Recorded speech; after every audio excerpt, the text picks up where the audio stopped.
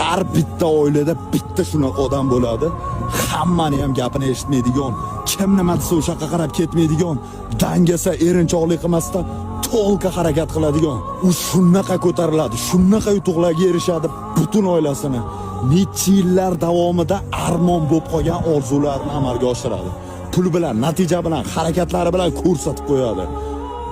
Ko'rgan, eshitgan odam buni qo'lidan kelmasdi-yu, bundan chiqadi deb o'ylamagandim deydi. Ko'pincha bolalar tomirlarimizda ota-bobolarimizni qoni oqyapti. Ular avtomatda olib jangni qilishgan. Hozir zamon tinch, hamma sharoitlar bor. Muvaffaqiyatga любой odam erishsa bo'ladi. Kuchimiz bor, energiyalarimiz bor, qiziqishlarimiz bor paytda bosib ishlashimiz kerak. Kutib turadi hammasi, o'yin, kulgu, qizlar, do'stlar.